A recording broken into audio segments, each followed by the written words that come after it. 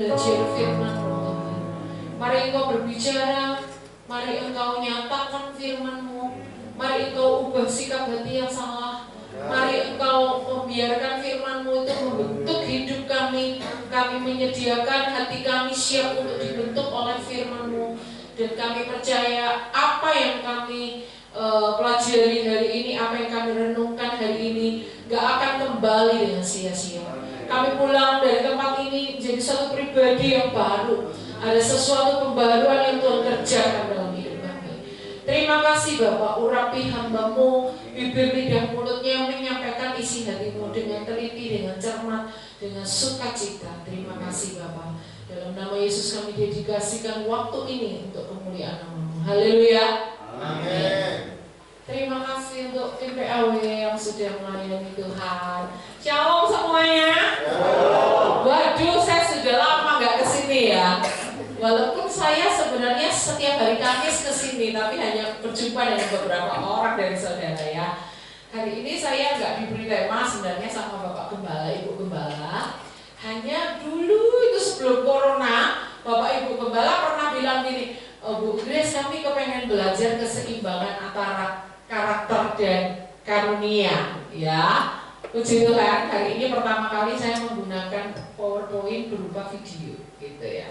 Terus aja nanti sampai ya pelajaran pertama. Kita hari ini akan belajar tentang Simpson dan Daud vs Goliat untuk mempelajari karunia vs karakter, ya. Baik. Karunia vs karakter ya, kita akan lihat di sini. Karunia dan karakter.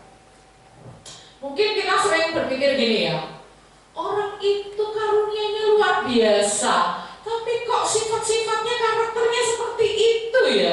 Katanya diurapi Roh Kudus, tapi kok hidupnya seperti itu ya. Aku tidak mau diurapi Roh Kudus, nanti tidak seperti dia. Atau ada orang-orang yang berpikir gini, yang penting itu karakter.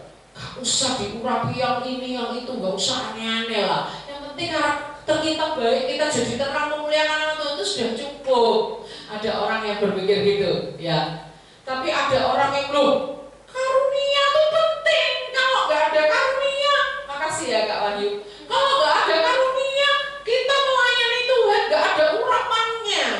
Gimana itu? Kamu ya gak hanya mementingkan karakter dong, karunia juga penting dong. Tapi ada orang yang mencampur adukkan. Nah, hari ini saya akan jelaskan, ternyata karunia dan karakter itu tidak sama. Bisa aja orang yang berkarunia luar biasa, diurapi luar biasa, karakternya parah. Bisa sebaliknya orang yang karakternya luar biasa, tapi nggak bermandikan urapan Tuhan. Ya, jadi kita jangan terkecoh, dua hal ini nggak sama. Karena apa? Ada orang-orang yang hidupnya nggak seimbang. Lebih berbobot di karakternya, urapannya parah. Ada orang yang berbobot di urapannya, karakternya parah. Tapi yang paling bagus adalah kalau seimbang. Katakan seimbang. Oke. Baik, kita akan mempelajari dulu apa sih bedanya karunia dan karakter. Karunia itu sering juga disebut urapan, walaupun itu enggak selalu sama artinya, tapi dalam hal ini khotbah saya bisa berarti urapan, bisa juga berarti karunia. Kita lihat dulu di Lukas. Sebentar, saya tanya, saya diberi waktu berapa lama ya ini? Oh bebas ya. Baik, Lukas pasal 10 ya. Soalnya ibadahnya udah jadi satu kan ini ya, nggak ada ibadah berikutnya ya. Oke, kita lihat Lukas pasal 10. Ayatnya yang ke-17 sampai ayatnya yang ke-20. Kemudian ke-70 murid itu kembali dengan gembira dan berkata, Tuhan, juga setan-setan takluk kepada kami demi nama-Mu. Lalu kata Yesus kepada mereka, aku melihat iblis jatuh seperti kilat dari langit. Sesungguhnya aku telah memberikan kuasa kepadamu untuk menginjak ular dan kalajengking, dan kuasa untuk menahan kekuatan musuh, sehingga tidak ada yang akan membahayakan kamu. Namun demikian, janganlah bersukacita karena roh-roh itu takluk kepadamu, tetapi bersukacitalah karena namamu terdaftar di surga. Amin. Amin. Ayat ini maksudnya gini, 70 murid ini diutus sama Tuhan, pergi kabarkan Injil, beritakan Injil, bangkitkan orang mati, menyembuhkan orang sakit, mentahirkan orang kusta, mengusir setan, bla bla bla bla gitu ya. Mereka pulang nih dari PKL ya kan, praktek kerja lapangan. Mereka sama ini udah diajar, sekarang dilepas melayani, mereka balik lagi sama Yesus. Kalau zaman sekarang bawa laporan tebel-tebel nih, Yesus laporannya, setan-setan aja takut kepada kami, mereka bilang gitu. Yesus bilang, wow, aku melihat iblis jatuh seperti kilat, itu artinya kuasa iblis sudah dihancurkan. Aku telah memberikan kuasa. Yesus gak heran karena sebelum mereka berangkat, mereka udah dibekali oleh Yesus kuasa. Salah satunya untuk menginjak ular dan kalajengking, itu maksudnya kuasa musuh, kuasa iblis. Tapi perhatikan ayat 20. Namun jangan bersuka cita karena roh itu takluk kepadamu. Ketika iblis takluk kepada murid-murid Yesus, itu dinamakan karunia. Karunia mengusir setan. Tapi Yesus berkata, bersukacitalah karena namamu terdaftar di surga. Itu yang dipengaruhi oleh karakter. Nanti kita di surga, nama kita tertulis di surga. Itu beda dengan karunia. Belum tentu orang yang usir setan itu bersama Tuhan itu masuk dalam kerajaan surga.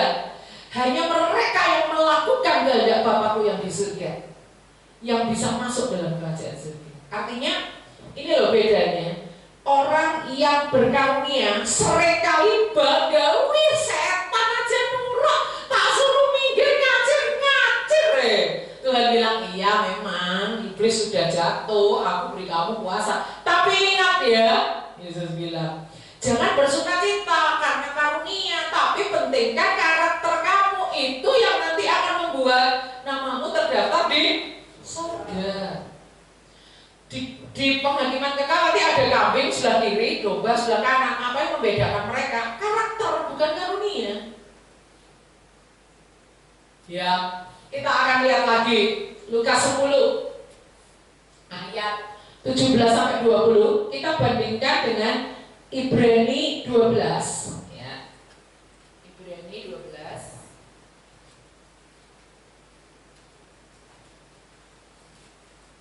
ayatnya yang ke-22 sampai 24.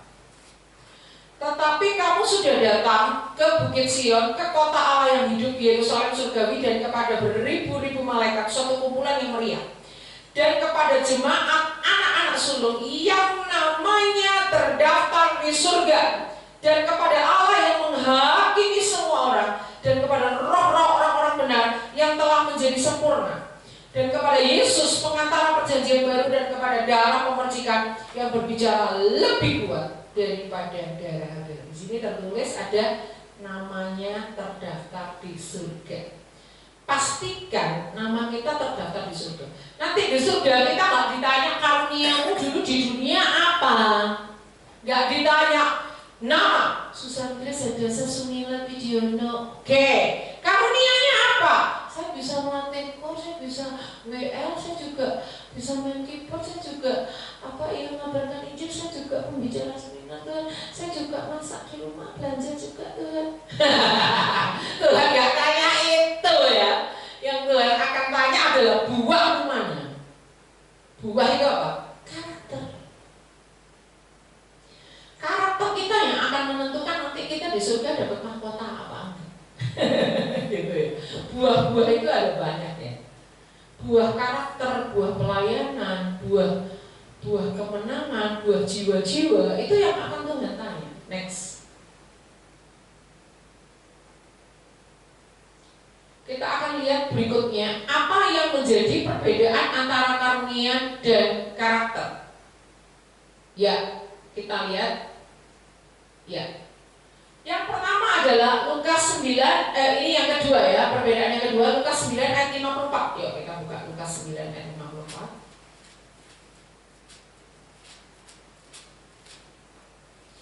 Di situ dikatakan seperti ini. Ketika dua orang muridnya yaitu Yakobus dan Yohanes melihat hal itu, mereka berkata, Tuhan, apakah Kau mau supaya kami menyuruh api turun dari langit untuk membinasakan mereka? Akan tetapi ia berpaling dan menegur mereka. lalu mereka pergi ke desa yang lain. Peristiwanya ini apa, saudara? Kok Yohanes sama Yakobus itu minta izin, boleh nggak kami menyuruh api turun dari langit? Hebat banget ini ya. Kalau Anda baca ayat sebelumnya, ketika hampir genap waktunya Yesus diangkat ke surga, ia mengarahkan pandangannya untuk pergi ke Yerusalem. Dan ia mengirim beberapa utusan mendahului dia.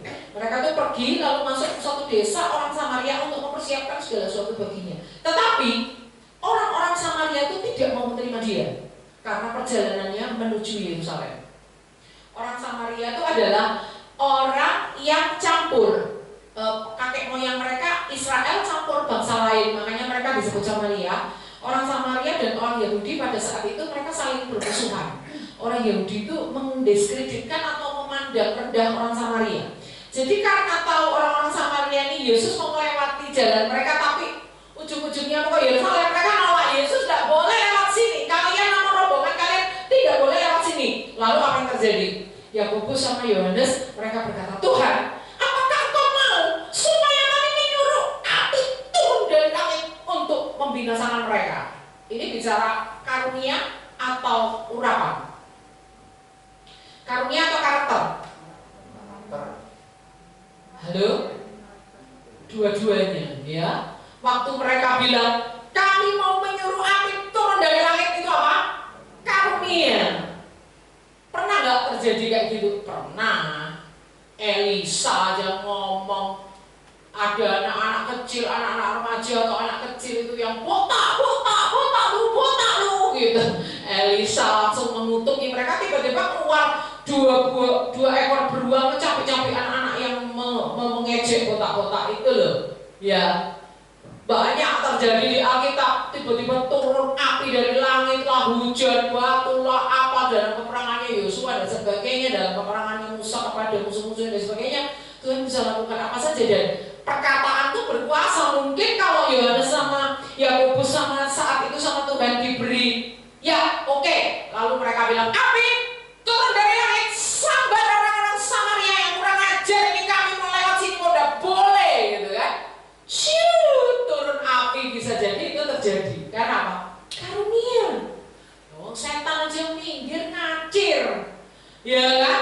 Cuma turunkan api dari langit gampang. Elia aja doanya cuma sebentar, Tuhan turunkan api dari langit kok. Dibandingkan Baal yang noren-noren dari pagi sampai sore, gak ada. Baalnya diem aja, diejek sama Elia. Oh mungkin dia lagi jalan-jalan, mungkin suaramu kurang keras ya. Mereka tambah lama tambah liar, tetap Baalnya gak ada datang.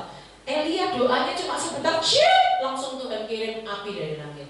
Saya coba doanya Elia, nggak sampai 1 menit kalau kita baca di Alkitab. Bayangkan dengan mereka yang dari pagi sampai petang, gak turun-turun nabi Baalnya. Ya, bisa aja turun api dari langit. Tapi waktu mereka bilang, Tuhan, sabar aja ya, api ya, dikatakan akan tetapi ia berpaling dan menegur. Bukannya, ya oke, kita turunkan aja api. Memang mereka itu perlu pelajaran. Orang-orang Samaria ini memang kurang asem tenan gitu ya. Tuhan tidak kayak gitu. Yang dilakukan Yesus apa? Pergi ke desa yang lain, lewat jalan lain gak masalah, muter gak apa-apa, ngalah aja. Kalau dialangi ya udah, kita meleng ngalah lewat jalan lain, muter dikit gak masalah. Gak jadi ke situ, tetap ke Yerusalem lewat desa lain. Itu dinamakan apa? Karakter.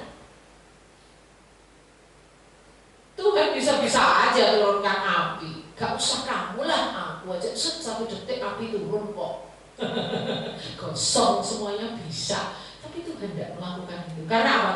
Tuhan Yesus gak mau semata-mata memakai karunia-Nya lalu dia gak seimbang dengan karakternya. Ketika pada saat itu menurunkan api itu gak perlu, lebih baik mengampuni, lebih baik ngalah, lebih baik muter. Yesus melakukan yang kedua. Karena apa? Karakter yang dia utamakan. Next, kita lihat berikutnya ya. Kita akan lihat perbedaan antara karunia dan karakter yang begitu luar biasa ya. Kita lihat ya. Jadi ternyata karunia dan karakter itu gak sama. Kita lihat lagi 1 Korintus 9 ayat 27. Ini bukti-bukti di Alkitab bahwa karakter dan karunia itu nggak sama. 1 Korintus 9 ayat 27. Tetapi aku melatih tubuhku dan menguasai seluruhnya, supaya sesudah memberitakan Injil kepada orang lain, jangan aku sendiri ditolak. Memberitakan Injil itu karunia atau karakter? Karunia. Beritakan Injil kan butuh fasilitas, butuh harus apa yang mau dikatakan, cara masuknya, bicaranya supaya orang itu mau dengar pekabaran Injil kita tuh lewat gimana, mimik mukanya harus gimana, kata-kata yang dipilih harus gimana, pendekatan pribadinya harus gimana, itu semua bicara karunia. Tetapi waktu Rasul Paulus bilang, aku melatih tubuhku dan menguasainya seluruhnya. Kenapa? Jangan sampai karuniaku jalan, tapi karakterku parah, sehingga aku sendiri ditolak. Kayak orang jualan karcis Surabaya, orang udah naik kereta api ke Surabaya, dia sendiri gak ikut. Dia sendiri masih di Malang, di stasiun kereta api gitu ya. Jadi karunia itulah yang membawa Rasul Paulus menjadi seorang penginjil. Tetapi karakter itu yang membuat dia diterima atau ditolak. Itu nggak sama. Kalau Rasul Paulus ini nggak menjaga keseimbangan hidupnya, bisa aja dia jadi pemberita Injil terkenal. Tapi ujung-ujungnya dia sendiri ditolak. Karena apa? Dia beritakan, dia nggak melakukan apa yang dia beritakan. Waktu dia beritakan itu karunia. Waktu dia melakukan apa yang dia beritakan, itu karakter. Belum tentu seimbang. Rasul Paulus berusaha menyeimbangkan hal itu.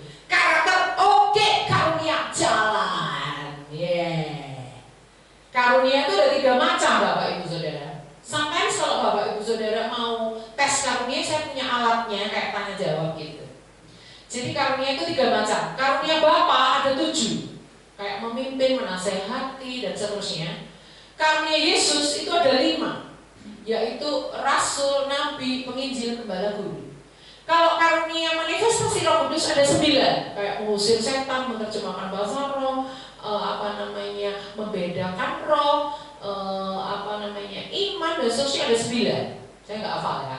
Jadi Bapa itu kasih karunia, Yesus memberi kita karunia, Roh Kudus juga. Jadi karunia itu ada 3 macam. Kayak saya tes karunia Bapa, karunia Yesus, karunia Roh Kudus, semuanya saling berkaitan. Contoh misalnya Anda diberi karunia jabatannya guru, maka nanti waktu Anda tes karunia Bapa, Anda ketemu karunianya mengajar. Nanti Anda ketemu mungkin karunia manifestasi Roh Kudusnya bernubuat. Seperti itu, ada kaitan satu dengan yang lain, saling melengkapi. Wow, karunia itu kalau membuat kita kalau ketemu orang berkarunia itu rasanya kayak kayak dia kayak terbang di awan-awan gitu. Masalahnya kakinya membumi apa enggak? Itu karakter, bicara karakter. Maka Anda jangan terkecoh kalau ketemu orang yang sangat berkarunia tapi karakternya parah. Anda jangan mikir gini, wegah karunia-karuniaan, nanti aku jadi seperti dia, karakternya kayak gitu ya. Belum tentu, itu kan dia. Kalau kita mau tetap seimbang, nggak masalah, ya kan? Next, itu yang Rasul Paulus ya, pendapat Rasul Paulus ya. Kita akan lihat yang berikutnya, karunia vs karakter adalah Matius 7. Kita lihat Matius 7 ayat 21 sampai ayat 23. Bukan setiap orang yang berseru kepadamu, Tuhan, Tuhan, akan masuk ke dalam kerajaan surga, melainkan dia yang melakukan kehendak Bapakku yang di surga. Pada hari terakhir banyak orang akan berseru kepadamu, Tuhan, Tuhan, bukankah kami bernubuat demi namamu dan mengusir setan demi namamu dan mengadakan itu banyak mujizat demi namamu juga. Pada waktu itulah aku akan berterus terang kepada mereka dan berkata, aku tidak pernah mengenal kamu, enyahlah daripadaku kamu sekalian pembawa kejahatan. Weh, ayat ini paling keren ya. Sampai orang syok baca ayat ini ya, kayak kaget gitu ya. Kenapa? Karena di sini kalau Anda perhatikan, bernubuat perbuat itu apa, saudara? Karunia, mengusir setan. Karunia, mengadakan banyak mujizat. Karunia. Tapi Yesus berkata, pembuat kejahatan itu apa? Karakter. Nanti di hari terakhir banyak orang yang akan kaget. Wah, jebulane, aku harus mengusir setan, harus ngabarkan Injil, harus jadi guru sekolah minggu, harus jadi pelatih kor, harus jadi WA, harus jadi pemain musik. Aku jebulane udah jadi orang yang diakoni, yang layani orang miskin, gini. Jebulane aku ngepel gerejanya, aku gereja gini. Jebulane gitu ya. Wah, ternyata, ternyata. Tuhan kok menanyakan masalah aku pembuat kejahatan atau tidak ya? Nah, yang itu tadi semua yang usir setan gini-gini itu kok nggak ada catatannya. Saudara, perhatikan, jangan terlalu ngandalin karunia, garap karakter dalam hidup kita. Nanti di surga karunia kita nggak payu, saudara. Karena apa? Di surga sudah ada dibutuhkan lagi karunia. Di surga kita melayani, cuma melayani Tuhan, nyanyi, nyembah Tuhan, muji Tuhan. Di surga juga masih ada firman, karena firman itu kekal. Jadi kita di surga masih mendengar khotbah. Ya, Tuhan berfirman gini-gini kita masih dengar. Kita muji Tuhan. Wah, pokoknya di surga gak payu karunia kita tuh. Di surga tuh matahari aja gak payu kok, bulan aja gak payu kok. Kenapa? Sudah cukup terangnya Tuhan itu, sinarnya melebihi matahari dan bulan. Gak perlu lagi matahari di surga, apalagi cuma karunia kita. Kerupuk itu ecek-ecek lempem. Saudara, nanti yang di surga itu yang ditanya, kamu membuat kejahatan atau tidak? Kamu mengenal aku atau tidak? Masalahnya adalah perbuatan baik kita tidak bisa membuat kita diselamatkan atau tidak. Keselamatan itu gratis, 100% bertanggung Yesus di kayu salib. Kita nggak perlu berbuat baik apapun untuk memberi keselamatan. Perbuatan baik kita, kalau standarnya itu Tuhan yang punya standar, itu cuma kayak gombal, nggak ada artinya perbuatan baik.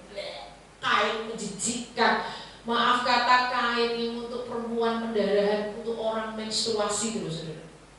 Amis, jijik, gila nih, saudara. Perbuatan baik kita tuh kalau diukur dengan standarnya Tuhan nggak masuk hitungan. Tetapi Tuhan berkata gini, aku tidak pernah mengenal kamu, hanyalah daripada kamu sekalian pembuat kejahatan. Bukan berarti kalau kita udah diselamatkan terus hidup kita seenak-enaknya sendiri, sekali selamat tetap selamat, nggak apa-apa, berzina nggak masalah, nggak apa-apa, selingkuh nggak masalah, nggak masalah, apa marah-marah terus itu nggak apa-apa. Kan udah diselamatkan, Yesus sudah mati di atas kayu salib buat kita. Kan kebaikan kita nggak bisa membeli keselamatan, kita sudah dibayar dari Yesus. Ya sudah, berbuat dosa nggak masalah. Salah itu, saudara. Setelah kita diselamatkan itu baru titik awal. Selanjutnya kita harus terus bertumbuh dalam pengenalan akan Tuhan. Ketika kita mengenal Tuhan, kita semakin serupa dengan Yesus. Semakin serupa dengan Yesus berarti kita tidak menyukai kejahatan, kepahitan, kemarahan, iri hati, dan seterusnya. Perbuatan daging telah nyata, yaitu kecemaran, hawa nafsu, penyembahan berhala, sihir, perseteruan. Banyak, saudara, daftar perbuatan daging. Itu banyak sekali. Oke, next. Itu adalah penjelasan terakhir tentang apa bedanya tentang karunia dan karakter. Sekarang, masih ada ya, masih ada satu lagi ya. Kita lihat Galatia 3 ayat 3. Galatia 3 ayat 3. Adakah kamu sebodoh itu? Kamu telah memulai dengan roh. Maukah kamu sekarang mengakhirinya dengan daging? Memulai dengan roh itu apa, saudara? Karunia. Mengakhiri dengan daging? Karakter. Kalau mulai dengan roh, terus daging kita ikuti kehendak roh, supaya kita mengakhirinya juga dengan roh. Jangan mengakhiri dengan kedagingan. Makanya, saudara, awal itu penting, akhir juga penting. Finish strong, mengakhiri itu dengan baik. Bayangkan kalau ada peti mati di depan kita, ternyata itu adalah kita yang ditidurkan di peti mati itu. Kita ingin orang-orang di sekitar kita berkomentar tentang apa dalam hidup kita. Apakah kau pengen komentarnya kayak gini, wah, Bu Grace ini pembicara terkenal, tok, titik. Kalau tidak ada komentar itu gimana? Apakah kita kecewa? Berarti seumur hidup kita nggak jadi terkenal, rugi ya. Berarti itu tujuan hidup kita. Tapi kalau kita kepengen anak-anak kita, suami kita, orang-orang yang dekat dengan kita tuh berkata gini, orang ini memang baik, orang ini. Seumur hidupnya memang aku diberkati oleh hidupnya. Itu berarti kita telah mencapai satu keseimbangan karakter. Kalau cuma pembicara terkenal, banyak pembicara terkenal. Kalau cuma orang ini, kalau dagang hebat, banyak pedagang yang hebat. Masalahnya adalah kita dikenal jadi orang baik apa enggak waktu kita membujur kaku di peti mati. Itu bicara apa? Karakter. Next.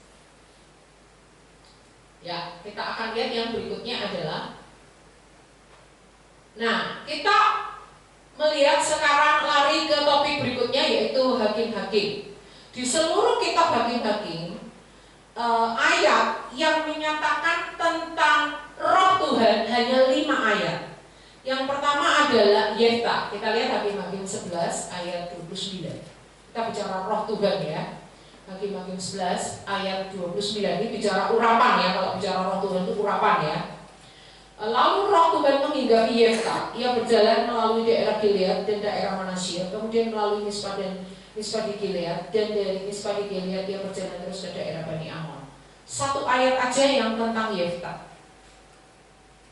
Sisanya 4 lain, next 4 ayat lain yang bicara Roh Tuhan di seluruh kitab Hakim-hakim itu terkaitnya dengan seorang bernama Simson.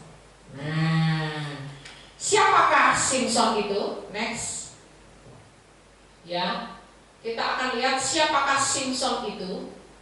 Simson adalah seorang anak dari seorang bapak bernama Manoah dengan istrinya, bapak dan ibu Manoah. Dia dari keturunan Dan. Untuk menyingkat waktu ayatnya nggak perlu kita baca, nanti Anda catat aja di rumah. Kejadian 49 ayat 16 itu adalah Yakub pernah bernubuat tentang suku Dan. Ternyata nubuatannya Yakub tentang Dan itu kemungkinan salah satunya dipenuhi atau digenapi dalam hidup Simson, karena Simson adalah satu-satunya hakim yang muncul dari suku Dan. Itu pernah dinubuatkan di Kejadian 49 ayat 16. Nah, sebenarnya Manoah dan istrinya, papa mamanya Simson ini mandul, gak punya anak, lama sekali mandul. Tapi Tuhan akhirnya kasih mereka anak yang kemudian diberi nama Simson ini. Jadi pertama kali malaikat Tuhan itu mendatangi istri Manoah. Setelah itu mendatangi Manoah dan istrinya, kasih tahu kalau mereka akan punya anak. Jadi yang namanya Simson itu udah diurapi sejak dalam kandungan, jadi anak nazar, jadi anak nazir. Artinya maminya ini waktu hamil Simson tuh gak boleh makan ini, gak boleh banyak aturannya. Karena apa? Anak ini sudah jadi anak nazir sejak dalam kandungan. Luar biasa ya, keren ya. Itu bicara apa? Urapan. Perhatikan, kita akan lihat 4 ayat yang menegaskan bahwa Simson itu diurapi oleh Tuhan. Kita lihat next. Kita lihat ayat yang pertama, Hakim-hakim 13 ayat 25. Kita lihat Hakim-hakim 13 ayat 25. Di situ dikatakan mulailah hatinya, maksudnya hatinya Simson, digerakkan oleh Roh Tuhan di Mahanidan yang terletak di antara Zora dan Esitaol. Digerakkan oleh Roh Tuhan itu artinya adalah, di situ sudah saya jelaskan ya, digelisahkan oleh Roh Tuhan. Itu urapan atau karakter? Urapan, jelas. Ayat berikutnya, next. Kita lihat Hakim-hakim 14 ayat 6. Pada waktu itu berkuasalah Roh Tuhan atas dia, sehingga singa itu dicapiknya seperti orang mencapik anak kambing tanpa apa-apa di tangannya. Tetapi tidak diceritakannya kepada ayahnya atau ibunya apa yang dilakukannya itu. Pada saat dikatakan berkuasalah Roh Tuhan atas dia, itu artinya Tuhan atau Roh Tuhan membuat si Simson ini berhasil, membuat Simson ini dimenangkan. Roh Tuhan itu memenangkan Simson atas singa itu. Itu bicara urapan atau karakter? Urapan. Kita lihat lagi Hakim-Hakim 15, next. Hakim-Hakim 15 ayat 14. Setelah ia sampai ke Lehi dan orang-orang Filistin mendatangi dia dengan bersorak-sorak, maka berkuasa roh Tuhan atas dia. Dan tali-tali pada tangannya menjadi seperti batang rami yang telah habis dimakan api, dan segala pengikatnya hancur tanggal dari tangannya. Bicara apa itu saudara? Urapan atau karakter? Urapan. Perhatikan, kata berkuasa roh Tuhan atas dia ini memberi arti membuat berhasil, memenangkan. Siapa yang memberi keberhasilan? Roh Tuhan. Berarti Simpson itu diberi Tuhan urapan kekuatan fisik yang luar biasa. Dia mau diikat dengan tali seperti apapun bisa lepas. Ya, next. Kita lihat di sini berikutnya. Ayat ke-4, Hakim-Hakim 15 sudah ini ya. Next lagi. Next lagi, ya. Kita akan lihat. Nah, ini dia. Hakim-Hakim 16 ayat 20. Hakim-Hakim 16 ayat 20 di situ katakan, lalu berserulah perempuan itu, orang Filistin menyergap engkau Simpson. Maka terjagalah ia dari tidurnya serta katanya, oh seperti yang sudah-sudah, aku akan bebas dan akan merantau lepas. Tetapi tidaklah diketahuinya bahwa Tuhan telah meninggalkan dia. Saat itu urapannya dicabut. Dia nggak sadar roh Tuhan itu meninggalkan. Kalau roh Tuhan masuk, itu kita sadar. Tapi kalau kita nggak hati-hati, sometimes roh Tuhan itu meninggalkan kita nggak nyadar gitu. Itu yang terjadi pada Simpson ini. Urapannya jadi kering, nggak ada, habis. Perhatikan di sini, Jehovah telah meninggalkan dia. Next. Kita lihat ya. Nah, sekarang tadi kan ada 4 ayat bicara karunia ya. Sekarang kalau karakternya Simpson seperti apa? Yang pertama, Simpson itu hidup di dalam kedagingan. Ya. Simpson itu hidup dalam kedagingan. Kita akan lihat Hakim-Hakim 13 ayat 25. Tadi kita sudah tahu bahwa Simpson itu diurapi oleh Roh Kudus. Dia sangat mengumbar hawa nafsunya, ngerengek sama orang tuanya untuk dinikahkan dengan gadis Filistin di Timna. Gak mau dengar nasihat orang tuanya. Dia tidur dengan perempuan Sunda, lain lagi sama yang gadis di Timna, lain lagi perempuan Sunda, lain lagi. Dan pada puncaknya dia jatuh cinta pada Delila. Karakter Simpson adalah hidup dalam kedagingan, terutama dalam perzinahan, percabulan. Ya, dia tidur dengan perempuan Sunda itu kan jelas percabulan, nggak lewat pernikahan kan, ya kan? Lalu next kita akan lihat Simpson bermain-main dengan dosa. Simpson bermain-main dengan dosa. Dia berada di arena atau di wilayah musuh. Dia nggak menyadari kalau ternyata kebiasaannya mengumbar nafsu itu dibaca oleh pihak musuh, sehingga pihak musuh itu bisa tahu titik lemahnya Simpson. Oh, Simpson ini nggak tahan kalau lihat perempuan cantik. Oh, Simpson ini dia nggak bisa nahan nafsu seksualnya. Jadi nanti kita lihat kalau dia jatuh cinta sama seseorang dari antara kita, perempuan itu bisa kita mainkan untuk menjebak dia. Simpson suka berbohong. Saudara lihat, masih di poin 2 ya. Delila tanya, kekuatanmu itu sebenarnya di mana sih? Kalau aku diikat pakai tali baru itu aku nggak bisa, aku pasti kalah. Dia kan berbohong tuh. Oh, kalau aku diikat talinya harus baru, bohong lagi sampai beberapa kali. Udah tahu kalau Delila itu jebak dia, masih dia bermain-main di area itu. Bukan berarti terus saya membenarkan kalau Simpson langsung ngomong pertama kali langsung bilang, oh rambutku kalau dipotong kekuatanku hilang. Saya nggak berkata begitu. Tetapi menjaga rahasia tidak berarti harus berbohong. Menjaga rahasia itu artinya rahasia kenasirannya biarlah itu antara dia dengan Tuhan. Kalau si Delila ini nanya, dedes ngodor ya kan, nggak perlu si Simpson ini ngomong terus terang, bilang aja, kamu nggak perlu tahu dong, mau tahu aja sih, kepo aja sih kamu. Iya, kan bisa bisa dijawab kayak gitu kan. Nah, saudara, next, Simpson yang ketiga adalah Simpson kurang membangun. Sebelumnya maksudnya, sebelum ini, Simpson kurang membangun keintiman dengan Tuhan. Dia selalu terlibat cinta dengan wanita dan nggak sungguh-sungguh. Wanita-wanita itu nggak pernah ada yang sungguh-sungguh mencintai dengan tulus. Buktinya, gadis Timna segera jatuh ke pelukan laki-laki lain. Perempuan sundal itu cuma bersundal aja. Delilah memanfaatkan Simpson untuk mengeruk keuntungan yang sangat besar dari pihak Filistin. Kenapa? Karena dia ini yang namanya Simpson tuh bucin. Tahu saudara? Budak cinta. Saya pernah dibilangin sama anak saya, "Mama bucin ya?" "Apa sih bucin?" Pertama saya nggak paham. "Apa sih bucin?" "Budak cinta." Oh, kadang-kadang saya mesra-mesraan sama suami saya, pelukan di depan anak saya. Kadang-kadang suami istri harus sering pelukan kalau mau panjang umur ya. Ya, itu ada hasil penelitian seperti itu. Jadi saya sering pelukan sama suami saya di depan anak-anak, nggak masalah ya kan. Nah, di situ kita lihat ternyata Simpson ini bucin ya saudara. Dia takut ditolak, dia mau diperbudak hanya untuk mendapatkan cinta. Nah sekarang saya tanya, apakah kekuatan Simpson itu beneran pada rambutnya? Sehingga kalau rambutnya dipotong terus Tuhan tuh mengambil kekuatan Simpson, urapannya diambil. Bukan pada rambutnya ini saudara. Sebenarnya bukan rambutnya ini jadi kayak jimat itu, bukan. Tetapi pada perjanjiannya dengan Tuhan. Seorang nazir Allah itu nggak boleh dicukur rambutnya, itu perjanjian.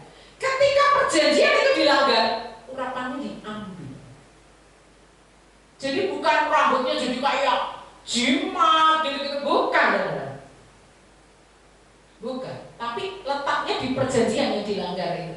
Dia lengah sehingga membiarkan pihak musuh memotong rambutnya, padahal seorang nazir Allah nggak boleh rambutnya ini kena pisau cukur, nggak boleh. Perjanjian itu yang dilanggar. Nah kita lihat di sini sudah sampai ke yang berikutnya, next. Simpson itu nggak intim sama Tuhan, ya. Dia selalu terlibat cinta dengan wanita-wanita lain. Dan yang paling parah adalah dia selalu takut ditolak. Kenapa waktu dia bilang ngomong, "Di mana kekuatanmu Simpson? Kamu nggak mencintai aku, kamu nggak bilang yang sesungguhnya." Simpson nggak tahan kalau begitu. Kenapa? Dia takut ditolak oleh wanita-wanita ini, terutama Delilah. Udah berkali-kali diakalin, dia tetap aja bohong lagi, bermain-main di area itu. Dia takut kalau ditolak oleh pujaan hatinya. Ya, oke. Gak sama dengan Daniel. Daniel gak takut kalau dia bilang, "Aku gak mau makan persembahan berhala." Tidak, sekali tidak. Beri percobaan 10 hari. Temannya yang namanya Hananya, Misael, Asaria, Anda sering menyebutnya Sadrak, Mesak, Abednego. Saya nggak mau menyebut itu karena itu nama dewa-dewa yang di Babel. Saya menyebut nama Israelnya adalah Hananya, Misael, Asaria. Dia tetap nggak mau nyembah patung walaupun cuma 1 detik aja dia nggak mau melakukannya. Mending masuk dapur api, nggak masalah. Tuhan nolong ya monggo, Tuhan nggak nolong kami tetap tidak mau menyembah berhala. Wih, keren banget ya. Next. Simpson yang keempat, dia selalu bermain-main dengan kasih karunia yang Tuhan berikan. Kita lihat Hakim-Hakim 16 ayat 20. Hakim-Hakim 16 ayat 20. Lalu berserulah perempuan itu, "Orang Filistin menyergap engkau Simpson." Maka terjagalah ia dari tidurnya serta katanya, "Seperti yang sudah-sudah, aku akan bebas dan akan meronta lepas." Tapi tidak diketahui bahwa Tuhan telah meninggalkan dia. Orang Filistin itu menangkap dia, mencungkil kedua matanya dan membawanya ke Gaza. Di situ ia dibelenggu dengan 2 rantai tembaga dan pekerjaannya di penjara ialah menggiling. Perhatikan, wow. Bermain-main dengan kasih karunia Allah yang Tuhan berikan. Contoh, saya diberi karunia Tuhan misalnya berkhotbah. Saya jadikan karunia itu mainan. Artinya apa? Misalnya saya berkhotbah asal-asalan. Misalnya saya berkhotbah nggak persiapan. Misalnya saya berkhotbah hanya pilih kalau di kota besar, kalau di kota-kota kecil, di desa-desa saya nggak mau. Misalnya naskah khotbah saya misalnya jual satu khotbah 50 juta misalnya ya begitu saudara. Misalnya dijadikan ajang untuk kayak gitu. Nah itu bermain-main dengan kasih karunia.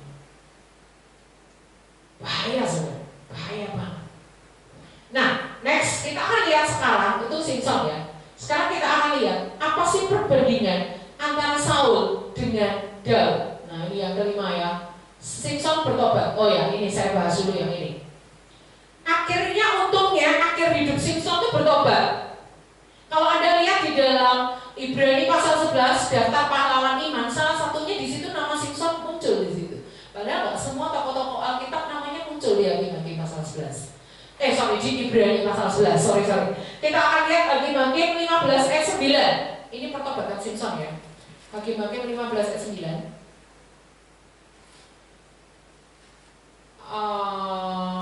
Sorry. Saya salah ayat ini. Satu-satunya catatan rohani di mana Simson itu bersama-sama dengan Tuhan adalah di ayat 18. Hakim-Hakim 15 ayat 18. Saya salah ayat di situ ya, jadi nanti saya edit materi saya. Ketika ia sangat haus, berkatalah ia kepada Tuhan, oleh tangan hamba-Mu ini telah Kau berikan kemenangan yang besar itu. Masakan sekarang aku akan mati kehausan dan jatuh ke dalam tangan orang-orang yang tidak bersunat itu. Kemudian Allah membelah liang batu yang di lehi itu, dan keluarlah air dari situ. Ia minum lalu menjadi kuat dan segar kembali. Jadi saya minum dulu ya. Saudara, ini adalah satu-satunya catatan keintiman Simson dengan Tuhan. Ketika dia kehausan dan hampir mati, dia berseru sama Tuhan. Tuhan keluarkan air dengan cara mujizat. Dia minum, dia segar kembali. Tetapi catatan lainnya nggak ada di Alkitab. Keintiman Simson dengan Tuhan itu jarang dibahas. Yang dibahas wanita-wanita melulu. Nah, sekarang kita lihat akhir hidupnya. Hakim-Hakim 15 ayat kisah Simson yang terakhir yang mengakhiri hidupnya ya. Coba itu tuh saya salah pasal lagi di situ. Mohon maaf ya teman-teman. Kita lihat Simson mati. Hakim-Hakim 16 ayat 30. Ayat 28. Berserulah Simson kepada Tuhan. Ini dia sudah dalam keadaan buta, dia dijadikan badut, dibuat lelucon di satu gedung di mana orang-orang Filistin berkumpul di situ. Dia dijadikan kayak guest star, kayak bintang tamu, tapi untuk dipermalukan. Dia minta dituntun seorang anak kecil untuk di mana tiangnya. Dia pegang tiang itu, sebelum dia robohkan gedung itu, dia berkata begini. Berserulah Simson kepada Tuhan, katanya, ya Tuhan Allah, ingatlah kiranya kepadaku dan buatlah aku kuat sekali ini aja ya Allah. Dia minta urapan apa karakter di situ? Urapan, supaya dengan satu pembalasan juga kubalaskan kedua matamu kepada orang Filistin. Kemudian Simson merangkul kedua tiang yang paling tengah penyangga rumah itu, lalu bertopang kepada tiang yang satu dengan tangan kanannya dan kepada tiang lain dengan tangan kirinya. Jadi di situ dia meminta sama Tuhan urapan, tetapi di ayat ini kita bisa melihat perubahan karakter Simson. Dia memanggil Tuhan di situ dengan sebutan Yehova Adonai.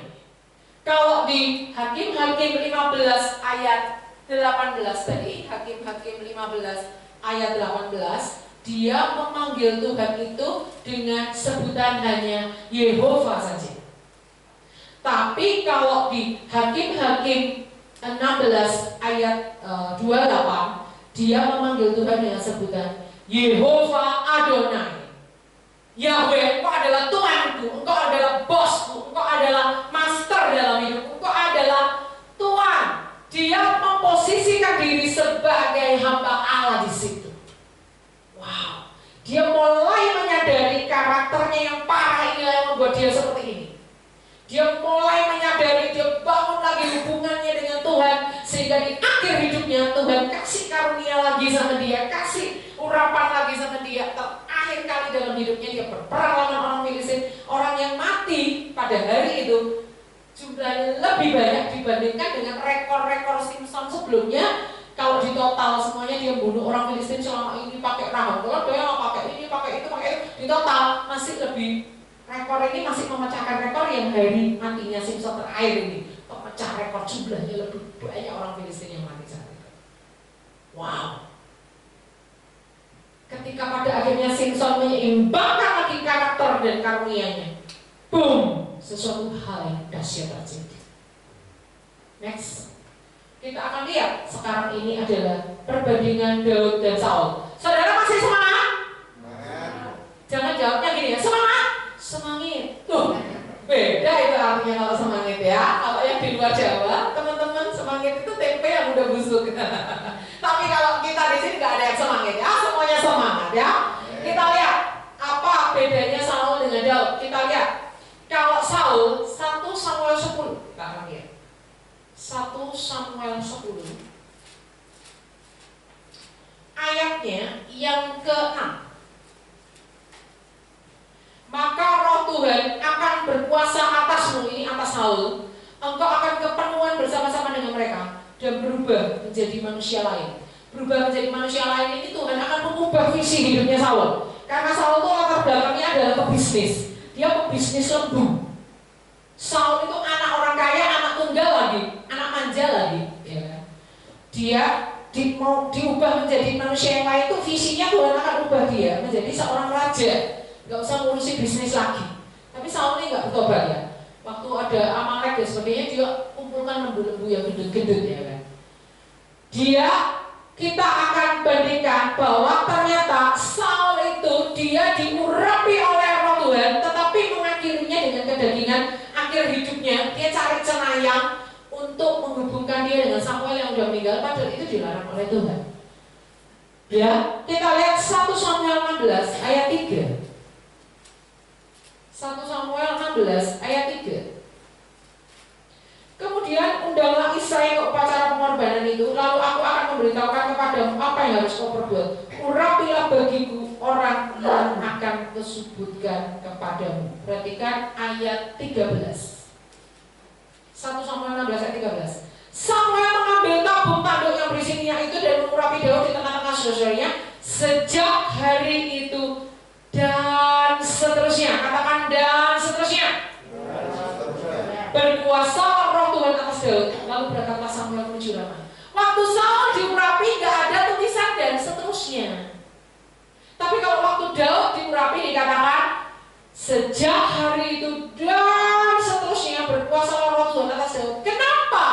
Daud jaga terus urapan itu. Halo. Kalau Saul gak jaga urapannya, tapi Daud hidup terus menjaga bermandikan urapan setiap hari. Tiap hari dia praise worship, tiap hari dia bangun keintiman dengan Tuhan. 7 kali dalam sehari dia memuji Tuhan. Dia terus bangun keintiman sehingga hatinya itu peka akan Tuhan. Ketika ditegur Nabi Nathan dia langsung spontan bertobat. Gak seperti Saul, waktu ditegur oleh Nabi Samuel dia malah mengoyakkan jubahnya Samuel itu, krek gitu, pegang jubahnya sampai bajunya Samuel terkoyak. Bukannya mengoyakkan bajunya sendiri tanda pertobatan, malah mengoyakkan jubahnya Samuel. Saul ini orang banyak alasan. Udah dikasih tahu ya kamu gak turut perintah Tuhan, aku nurut kok gini. Nah itu aku dengar suara kambing domba itu apa? Samuel sampai kayak gitu, saking gemesnya gitu ya sama Saul ya. Tapi kalau Daud ditegur Nabi Nathan spontan langsung saat itu dia bertobat. Kenapa? Dia jaga urapannya. Kita lihat Mazmur 51.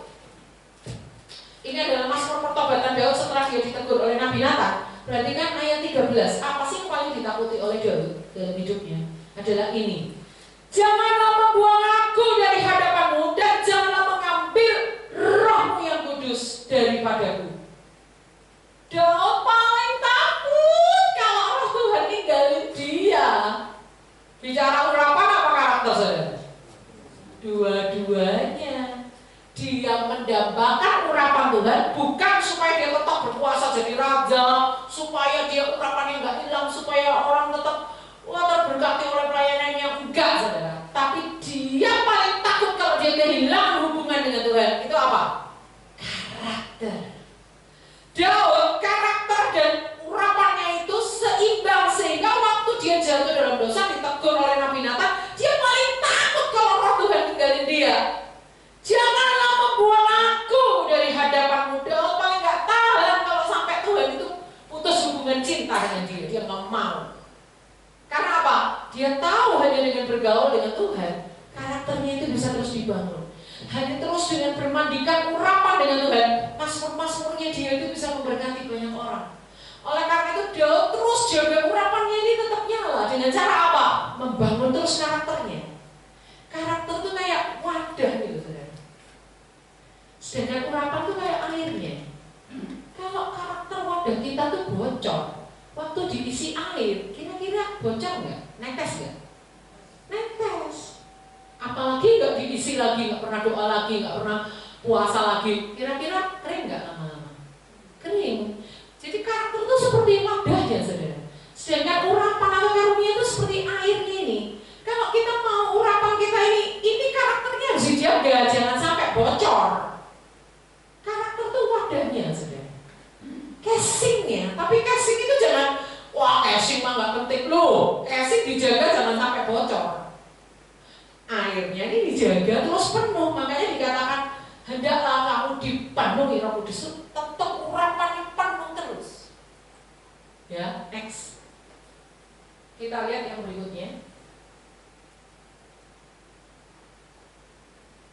Ya. Kesimpulan yang pertama, pengurapan atau karunia itu bukan segala-galanya. Katakan bukan segala-galanya. Tetapi keintiman dengan Tuhan itu yang sangat hakiki. Mau ada diurapi, mau enggak, yang penting intim dengan Tuhan itu yang paling penting. Intim dengan Tuhan itu wadahnya.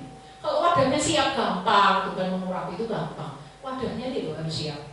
Kesimpulan kedua, karunia, kasih karunia adalah titipan. Jangan bermain-main dengan talenta atau karunia yang Tuhan berikan. Wih, mentang-mentang di gereja ini drummernya yang bisa main drum itu cuma aku dong. Kok Kevin kan udah gak ada, ini cuma pura-pura ya. Cuma contoh aja, gak usah sakit hati ya. Ini misalnya ada di gereja sini, di gereja lain. Drummer di gereja ini cuma saya tok. Akhirnya kita bermain-main dengan urapan. Datang telat-telat, doa gak ikut, disuruh puasa gak mau, doa pelayan gak datang. Ibadah jam 6, kita datangnya 6:30.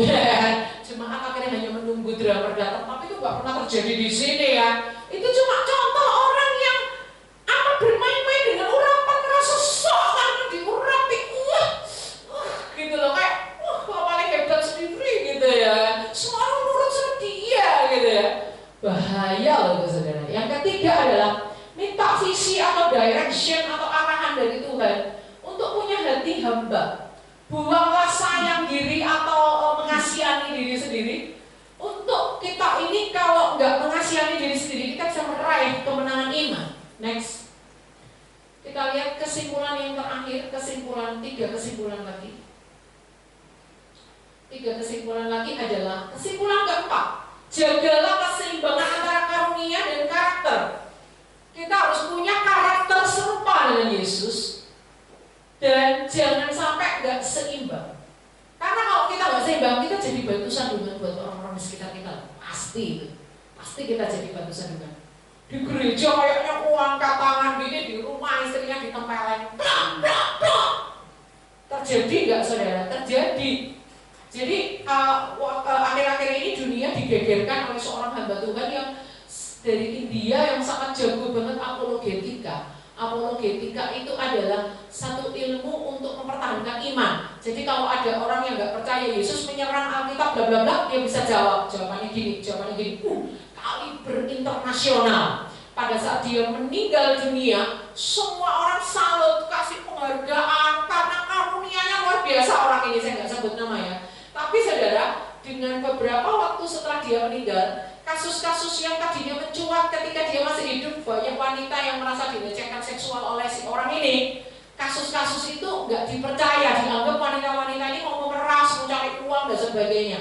Tapi setelah si orang ini meninggal, yayasannya dia membayar pihak luar, yaitu detektif yang biasa meneliti kasus-kasus seksual, diteliti oleh pihak luar yang dibayar. Pihak luar ini menemukan penemuan-penemuan, ternyata wanita-wanita yang dulu protes waktu si orang ini masih hidup, itu betul kasusnya. Itu bukan abal-abal.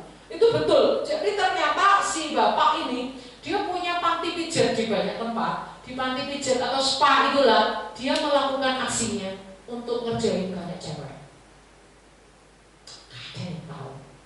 Setelah dia meninggal baru terbongkar. Heboh geger seluruh dunia. Apalagi sekarang udah ada internet, geger seluruh dunia. Karena apa? Deng, karunia on the top.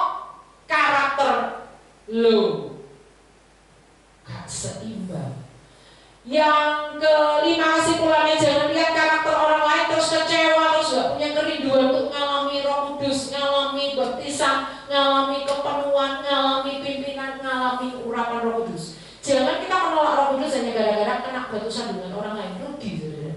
Yang keenam adalah masuklah lebih dalam, gak cuma mengalami Roh Kudus sebagai karya dan kuasanya, tapi masuk dalam keintiman yang lebih dalam dengan pribadi Roh Kudus. Seperti Daud, dia gak mempertahankan Roh Kudus di Mazmur 51 ini hanya gara-gara dia takut kehilangan pamor, tetapi Daud tidak pernah mau kehilangan keintimannya dengan Tuhan.